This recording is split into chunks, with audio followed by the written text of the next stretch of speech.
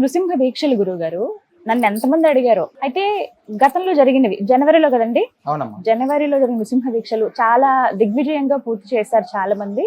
అంతమందిని నేను ఎక్స్పెక్ట్ చేయలేదు అసలు. చాలా మంది ముందుకొచ్చారు కూడా. నరసింహుని గురించి చాలా మంది నరసింహస్వామి అని అంటే ఉగ్రత్వం ఉంటుంది, భయంతోనూ ఆగిపోయే వాళ్ళే. కానీ ఆయనలో ఉన్న ప్రేమ తత్వాన్ని ఇంకా బాగా తెలిసిందంటే అది మీ వల్ల అండి. చాలా మందికి పరిచయం అయిందని అంటే.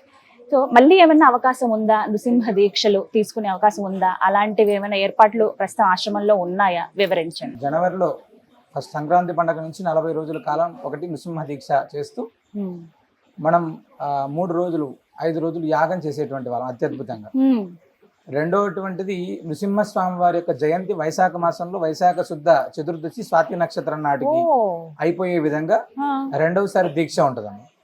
అది ఇప్పుడు వచ్చేటువంటి వైశాఖ మాసంలో మే 2వ తారీఖు నుంచి మే 2వ తారీఖు నుంచి వైశాఖ శుద్ధ పంచమి ఆరుద్ర నక్షత్రం నాడు, అంటే జగదాచార్యులైనటువంటి రామానుజాచార్య స్వామి వారు, ఆదిశంకరాచార్య స్వామి వారి ఇద్దరి యొక్క పుట్టినరోజులు ఆ రోజు ప్రారంభమై 9 రోజుల కాలం పాటు నృసింహ మహామంత్రాలతో, అంటే నవగ్రహాల యొక్క ఏ దుష్ట ప్రభావాలు వీళ్ళపైన ఉండకోకుండా ఉండడం కోసం కేవలం 9 రోజులు, అంటే ఆడవాళ్ళు కావచ్చు, పిల్లలు కావచ్చు, ఎవరైనా కూడా దీక్ష తీసుకోవాలి అనేటువంటి సంకల్పంతో 9 రోజుల కాలం పాటు యొక్క దీక్షను ఏర్పాటు చేసి 10వ తారీఖు నుంచి 10, 11, 12 మళ్ళీ 3 రోజుల కాలం పాటు నృసింహ మహామంత్రంతో నృసింహ యాగం పూర్తి చేసి 12వ తారీఖు మహాపూర్ణావతి అయ్యే విధంగా ఏర్పాటు చేసామమ్మా.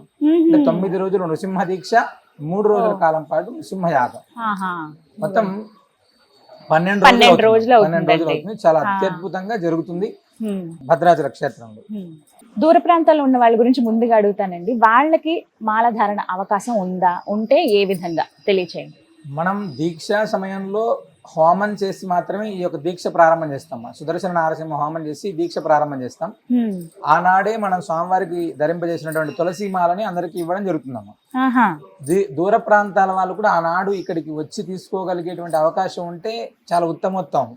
ఎందుకంటే గతంలో దీక్ష చేసినటువంటి సమయంలో కానీ ఇక్కడ ఉన్నటువంటి పద్ధతి ఏంటంటే చాలా మంది కొంతమంది ఇక్కడే ఉండిపోయారు, కొంతమంది వచ్చి దీక్ష వేసుకొని వెళ్ళి లాస్ట్ 32 రోజులు ఇక్కడ ఉన్నారు చాలా మంది. వారికి రోజు భోజనాలు అవన్నీ ఏర్పాటు చేసాం. ఇప్పుడు జరిగే 9 రోజులే కాబట్టి ఇబ్బందికరమైనటువంటి అంశం ఏమి ఉండదు. ఇక్కడ ఉండాలనుకుంటే ఇక్కడ పూర్తిగా ఉండొచ్చు, లేదు మేము ఆ రోజు వచ్చి వేసుకొని వెళ్తాం అనుకుంటే 2వ తారీఖు ఉదయం కల్లా 7 గంటలకు ప్రారంభం అవుతుంది. ఉదయం వచ్చి ఆ దీక్షాధారణ అయిన తర్వాత వాళ్ళు యథావిధిగా వెళ్ళిపోవచ్చు. మళ్ళీ 11, 12 తారీఖులో ఇక్కడ ఉంటే ఆ దీక్ష విరమణ చేసుకొని వెళ్ళిపోవచ్చు. అయితే ఇప్పుడు నాకు అర్థమైంది ఏంటంటే 1వ తారీఖున వస్తే ఇక్కడికి సరిపోతుంది. రెండవ తారీఖున మాల వేసుకుని మళ్ళీ యథావిధిగా వాళ్ళ పనులు ఏమైనా ఉంటాయి చూసుకుని మళ్ళీ 11వ తారీఖున ఇక్కడికి రావాలి. అవునండి.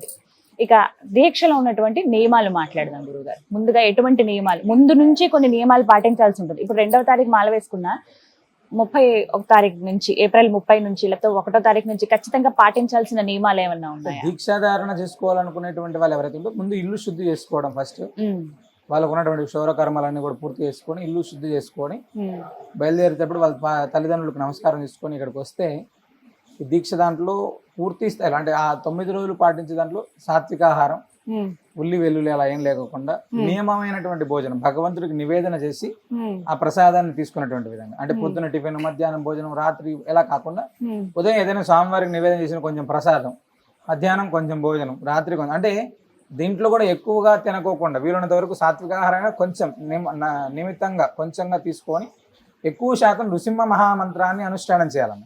అంటే దీక్ష అనేటువంటిది మనం ఒకసారి చేస్తే ఆ దీక్ష యొక్క ఫలితం మన కుటుంబానికి ఉపయోగపడేలాగా ఉండాలి. చాలా మంది దీక్ష చేసామా అయిపోయిందా వెళ్ళిపోయామా ఇలా కాదమ్మా. మేము చాలా మంది దీక్ష చేసిన తర్వాత వాళ్ళ కుటుంబాల్లో చాలా అద్భుతమైనటువంటి మార్పులు చూసాం. ఆర్థిక స్థిరత్వంగా కుటుంబంలో సెటిల్ అయినటువంటి వాళ్ళు, వివాహానికి సంబంధించిన, ఉద్యోగానికి సంబంధించినటువంటి సంతానాలకు ఇబ్బంది పడి ఇలా ఎన్నో రకాలైనటువంటి మార్పులు మేము ప్రత్యక్షంగా చూస్తూనే ఉన్నాం. గత 9-10 సంవత్సరాల నుంచి ఈ కార్యక్రమం జరుగుతుంది కదా. చాలా కుటుంబాలు చాలా అత్యద్భుతంగా సెట్ అయ్యారు. నృసింహ మహామంత్రాన్ని సాధారణంగా జపం చేస్తేనే అద్భుతమైన ఫలితం ఉంటుంది.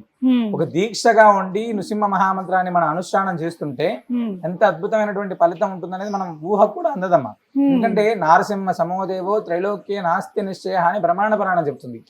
అలాంటి నృసింహస్వామిని, అలాంటి నృసింహ మహామంత్రాన్ని మనం ఒక నియమబద్ధంగా 9 రోజుల కాలం పాటు రోజు ఒక 1000 సార్లు, 500 సార్లు, 108 సార్లు మనం చేస్తూ ఉంటే దాని ఫలితం ఖచ్చితంగా మనకు వస్తుంది.